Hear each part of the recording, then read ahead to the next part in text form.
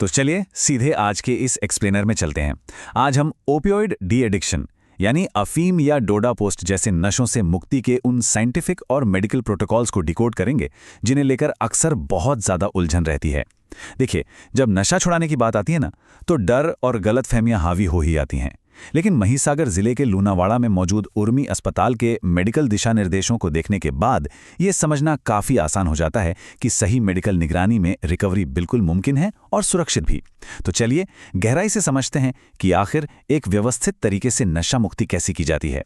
इस पूरे प्रोसेस को समझने के लिए हम इसे 5 मुख्य हिस्सों में बांट सकते हैं। पहला, ओपियोइड की लत की पहचान। दूसरा, गोलियों और इंजेक्शन से इलाज। तीसरा, सुरक्षित इंडोर सुविधाएं। चौथा, एक मरीज की चरण दर चरण यात्रा। और पांचवां, जोखिम और सावधानियां। शुरुआत करते हैं पहले हिस्से से, ओपियोइड की लत को पहचानना। ये समझना बहुत जरूरी है कि ये सिर्फ खराब आदतों का मामला नहीं है, बल्कि मेडिकल इमरजेंसी के 5 साफ संकेत हैं। अगर किसी इंसान को हर दिन नशे की जरूरत पड़ रही है या नशा ना मिलने पर शरीर में भयंकर दर्द, उल्टी या नींद ना आने जैसे गंभीर विड्रॉल सिम्टम्स दिख रहे हैं, तो ये एक बड़ा रेड फ्लैग है। इसके अलावा अगर नशे के लिए झूठ बोलना, चोरी करना या कर्ज लेना पड़ रहा है और नौकरी या वैवाहिक जीवन बर्बाद होने की कगार पर है, और सबसे बड़ी बात, जब कोई अंदर से ये महसूस करे कि वो इस जाल में पूरी तरह फंस गया है और चाहकर भी बाहर नहीं निकल पा रहा है, तो समझ लीजिए कि अब बिना किसी देरी के मेडिकल हेल्प लेने का वक्त आ गया है। अब आते हैं दूसरे और सबसे अहम हिस्से पर, उपचार यानी गोलियों और इंजेक्शन के जरिए साइंटिफिक नशा मुक्ति। मेडिकल साइंस के हिसाब से नशा छुड़ाने के 3 प्राइमरी रास्ते हैं। पहला है ओपियोइड डिटॉक्स, जहां मरीज को 7 से 14 दिनों तक अस्पताल में भर्ती करके शरीर से नशा उतारा जाता है और दवाओं की मदद से उस तकलीफ को काबू किया जाता है। दूसरा रास्ता है ओएसटी यानी ओपियोइड सब्स्टिट्यूशन थेरेपी, जो उन मरीजों के लिए है जो पहले भी कई बार नशा छोड़ने की कोशिश कर चुके हैं पर बार बार रिलैप्स कर जाते हैं। और तीसरा है नैल्ट्रेक्सोन थेरेपी, जो सीधे तौर पर नशे के असर को ही ब्लॉक कर देती है। तो ये तीनों ही तरीके अलग अलग तरह के मरीजों की कंडीशन को देखकर तय किए जाते हैं। अब थोड़ा डिटेल में समझते हैं कि ओएसटी आखिर काम कैसे करता है। इसमें ब्यूप्रेनॉर्फिन नाम की एक खास दवा दी जाती है जो पूरी तरह से नैको की गाइडलाइंस के तहत आती है। ये दवा रोजाना सुबह डॉक्टर की सीधी निगरानी में दी जाती है। कमाल की बात यह है कि ये मरीज की नशे की तलब, जिसे हम क्रेविंग कहते हैं, उसे 90% तक शांत कर देती है। और इसका सबसे बड़ा फायदा यह है कि इस दवा से कोई नशा नहीं चढ़ता, यानी इंसान बिना किसी खुमारी के एक बिल्कुल नॉर्मल जिंदगी जी सकता है। वहीं दूसरी तरफ नाल्ट्रेक्सोन थेरेपी है। इससे विविट्रॉल इंजेक्शन के रूप में महीने में सिर्फ एक बार भी लिया जा सकता है। सोचिए, ये एक गार्ड की तरह काम करता है। ये ब्रेन के उन हिस्सों यानी ओपियोइड रिसेप्टर्स को पूरी तरह से ब्लॉक कर देता है जहां नशा अपना असर दिखाता है। इसका सीधा सा मतलब ये हुआ कि अगर कोई मरीज गलती से दोबारा नशा कर भी ले तो उसे कोई हाई महसूस ही नहीं होगा। ये उन मरीजों के लिए एक बहुत ही पावरफुल मेडिकल टूल है जिनका खुद का मनोबल मजबूत है और जिन्हें अपने परिवार का पूरा सपोर्ट मिल रहा है। हालांकि सिर्फ दवाएं ही जादू नहीं कर सकती। एक बेहद दिलचस्प आंकड़ा देखिए, 85% सक्सेस रेट। ये शानदार रिजल्ट तब मिलता है जब इन दवाओं के साथ अनिवार्य काउंसलिंग और रिहाब को जोड़ा जाता है। इसमें कॉग्निटिव बिहेवियरल थेरेपी यानी सीबीटी शामिल होती है, जिसमें मरीज को ये समझाया जाता है कि आखिर नशे की इच्छा होती क्यों है। साथ ही ग्रुप थेरेपी और परिवार के लिए फैमिली काउंसलिंग भी उतनी ही जरूरी है।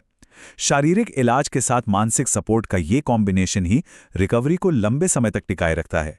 आगे बढ़ते हैं तीसरे हिस्से पर, सुरक्षित इंडोर सुविधाएं। इस पूरे ट्रीटमेंट के लिए उर्मी अस्पताल का इंफ्रास्ट्रक्चर बहुत ही खास तरीके से डिजाइन किया गया है। रात के वक्त जब विड्रॉल की तकलीफें बढ़ती हैं तो उन्हें संभालने के लिए 24x7 आईपीटी वार्ड मौजूद है।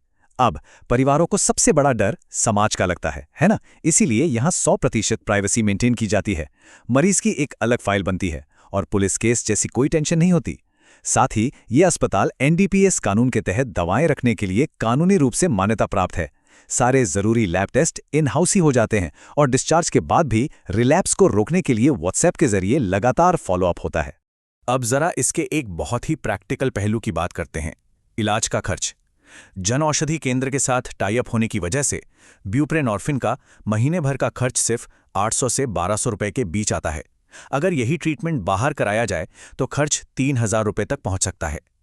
इससे ये बात बिल्कुल साफ हो जाती है कि सही मेडिकल गाइडेंस से न सिर्फ बेहतर इलाज मिलता है बल्कि ये जेब पर भी भारी नहीं पड़ता। चलिए अब चौथे हिस्से की ओर मुड़ते हैं, अस्पताल के अंदर इलाज की चरण दर चरण यात्रा। पहले 14 दिनों का जो सफ़र है वो बेहद स्ट्रक्चर्ड है ताकि मन में कोई अनजाना डर ना रहे। पहले दिन मरीज की ओपीडी में मनोचिकित्सक से मुलाकात होती है और सारे लैब टेस्ट किए जाते हैं। फिर पहले से तीसरे दिन तक मरीज को एडमिट करके नशा बंद किया जाता है और विड्रॉल को मैनेज किया जाता है। चौथे से 10वें दिन के बीच जब शरीर की तलब थोड़ी शांत हो जाती है तब फोकस काउंसलिंग, योग और ध्यान पर शिफ्ट हो जाता है। और आखिर में 11वें से 14वें दिन के बीच ये तय होता है कि लंबे समय के लिए कौन सा ट्रीटमेंट, ओएसटी या नाल्ट्रेक्सोन सही रहेगा। इसके बाद परिवार के साथ एक डिटेल मीटिंग करके मरीज को डिस्चार्ज कर दिया जाता है।